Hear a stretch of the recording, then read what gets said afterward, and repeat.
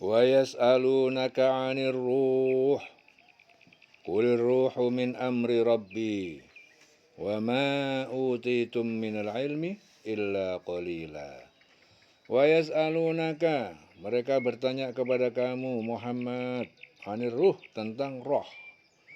Qulir ruhu min amri rabbi, katakanlah Muhammad, ruh itu termasuk urusan Tuhanku, ya, dari urusan Tuhanku. Wa ma utitum minal ilmi illa qalila, sedangkan kamu tidak diberi ilmu pengetahuan tentang roh itu kecuali sedikit saja. Ya. Jadi sejatinya itu tidak ada orang yang tahu kondisi ruh secara real, bagaimana kondisi arwah manusia itu setelah mati. Jadi aslinya tidak tahu secara pasti, secara real, maksudnya tidak ada yang tahu. Jadi roh itu termasuk hal yang gaib, ya. Tapi sebagai muslim itu diwajibkan iman kepada gaib. Gaib itu malaikat itu gaib, ya. Jin, setan itu gaib, ruh, arwah manusia itu gaib. Ya, jadi tidak ada yang tahu pasti bagaimana kondisi arwah manusia setelah terjadinya proses kematian. Yang real, yang pasti tidak ada. Namun ada kabar-kabar melalui hadis-hadis Nabi yang memberikan sebagian daripada penjelasan-penjelasan kondisi arwah manusia setelah kematian. Jadi Nabi pun itu tidak diberi pengetahuan kecuali sedikit saja. Jadi tetap ada pengetahuan tetapi tidak banyak. Ya. Jadi dikatakan wa ma utitum minal ilmi illa qalilan. Ya. Para ulama menafsirkan bahwa kata tersebut itu Nabi Muhammad yang diberi pengetahuan sedikit tentang pengetahuan arwah ketika ditanya oleh orang Yahudi. Ada juga yang berpendapat kalau para ulama yang diberi pengetahuan tentang arwah, walaupun itu sedikit. Ya, kalau para ulama itu juga diberi pengetahuan tentang arwah, walaupun sedikit. Ya, yang sedikitnya itu berapa ya kita nggak tahu. Bisa juga sedikit itu di mata Allah, tetapi ternyata itu banyak di mata manusia. Yang jelas ilmu tentang roh yang tahu pasti hanya Allah. Manusia memang diberitahu, Nabi Muhammad juga diberitahu, namun hanya sedikit. Jadi banyak ulama-ulama diantaranya Imam Ibnu Qayyim. Ya, Imam Ibnu Qayyim itu salah satu ulama yang pernah membahas tentang masalah ruh. Ya. Dia menjelaskan intinya roh itu ketika orang meninggal itu dibagi menjadi dua kelompok. Intinya, ya, yang satu adalah kelompok al-arwah al-mu'adzabah. Yang satu adalah al-arwah al-mun'amah. Jadi ada al-arwah al-mun'amah itu adalah golongan ruh yang diberi nikmat oleh Allah setelah meninggal. Kalau al-arwah al-mu'adzabah itu adalah golongan ruh yang diazab setelah meninggal. Pada prinsipnya dibagi dua kelompok. Ya, katakanlah golongan kanan sama golongan kiri. Yang baik-baik golongan kanan mendapatkan nikmat, yang kiri mendapatkan azab. Jadi al-arwah al-mun'amah itu golongan ini tuh golongan yang diberi nikmat oleh Allah setelah meninggal. Jadi kenikmatan itu bisa berupa berkunjung ke temannya semasa di dunia seperti yang difirmankan oleh Allah, itu diantara kenikmatan. Wa may yuti'illaha war rasula faulaika ma'al ladzina an'ama Allah 'alaihim minan nabiyyin was-siddiqin wasyuhada was-sholihin wa hasuna ulaika rafiqa. Siapa yang mentaati Allah dan Rasul, yaitu Nabi Muhammad, mereka itulah orang-orang yang akan dikumpulkan bersama orang-orang yang dianugerahi nikmat oleh Allah, yaitu para nabi, para pecinta kebenaran, orang-orang yang mati syahid, orang soleh. Mereka itulah teman yang sebaik-baiknya. Ya. Kemudian al-arwah al-mu'adzabah, itu sedang golongan ini adalah orang yang arwah yang mendapatkan azab hingga tidak sempat berkunjung menjari teman-temannya semasa di dunia. Ya. Jadi itu tentang arwah. Ada ulama menjelaskan juga tentang al-arwah, diantaranya Syekh Abu Bakar Syato'. Jadi arwah manusia itu ketika sudah meninggal itu diklasifikasikan menjadi 5 kelompok. Jadi pada prinsipnya arwah yang meninggal itu menjadi 2 kelompok. Yang satu dapat nikmat, yang satu dapat adab. Ya.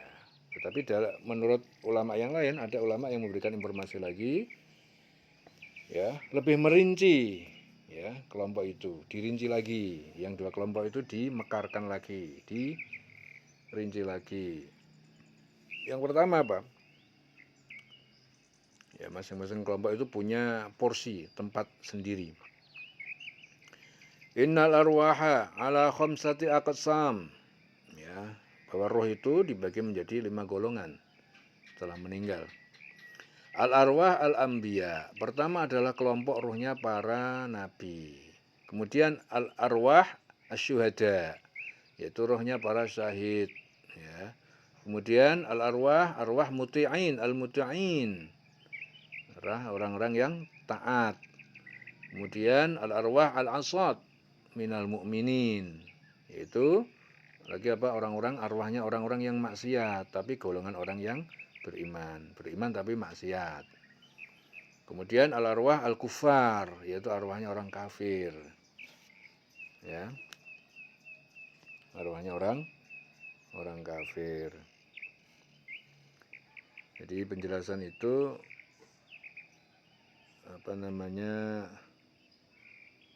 ada dalam karangan Abu Bakar bin Muhammad Syato' di I'anatut Thalibin, ya. Kemudian para nabi, arwah para nabi itu fa'amma arwahul anbiya fatakhruju an ajsadiha wa tasiru ala suratiha misral misk wal kafur wa takunu fil jannah ta'kul wa tatana'am wa ta'wi bil lail ila qanatili mu'allaqatin tahtal arsy. Jadi arwah para nabi itu setelah keluar dari jasadnya itu seperti bentuk misik dan kafur, ya, bukan kafur wangi. Dan berada dalam surga, makan dan bernikmat-nikmat pada malam hari, mengambil tempat dalam sebuah kandil-kandil yang bergantung di bawah arsy. Itu para nabi. Wa arwahu syuhada, dan arwahnya para syuhada idza kharajat min ajsadiha, kalau keluar dari jasadnya, fa innallaha yaj'aluha fi ajwafi tuyuri khudrin. Ya. Jadi arwah orang yang mati syahid itu apabila keluar dari jasadnya, Allah meletakkannya dalam perut burung yang berwarna hijau dan terbang di antara sungai-sungai surga. Ya, taduru biha fi anharil jannah wa ta'kulu min samariha wa tasrabu min ma'iha wa ta'wi ila qanatilin min dahabin mu'allaqatin fi dhillil arsy hakadha qala Rasulullah sallallahu alaihi wasallam, ya. Jadi diletakkan di perut burung yang berwarna hijau, terbang di antara sungai-sungai surga, makan dari buah-buahan, ya, surga, dari minum dan minuman surga, mengambil tempat dalam sebuah kandil yang terbuat dari emas dan bergantung di naungan arsy, ya.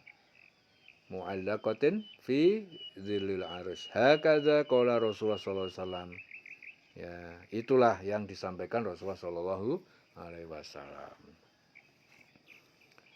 Wa amma arwahul muti'in minal mu'minin, adapun orang yang taat, ya, arwahnya orang yang taat dari golongan orang beriman, fa ya fi riyadil jannah, jadi Allah tempatkan di kebun surga, la ta'kul wa la tatana'am, tidak makan, tidak menikmati, lakin tangdur fil jannah faqat, akan tetapi dia hanya melihat, ya, melihat surga saja dia.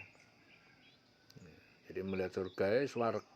Jadi rohnya orang yang taat itu golongan yang beriman itu Allah tempatkan di kebun-kebun surga. Dia tidak makan, tidak menikmati, hanya melihat surga saja. Ya, la ta'kul wa la tatana'am lakin tangdur fil jannati faqat. Jadi mereka hanya melihat surga saja. Tapi bisa kita bayangin, melihat nikmatnya surga saja udah kenyang. Namanya surga. Wa amma arwahul asad minal mu'minin. Ya, adapun rohnya orang yang maksiat, orang beriman tapi maksiat. Fa bainas sama'i wal ardi mina fil hawa. Itu berada di mana? Di kalangan orang beriman. Jadi orang yang beriman tapi dia maksiat itu rohnya berada di antara langit dan bumi. Di udara, langit dan bumi. Ya. Wa amma arwahul kufar.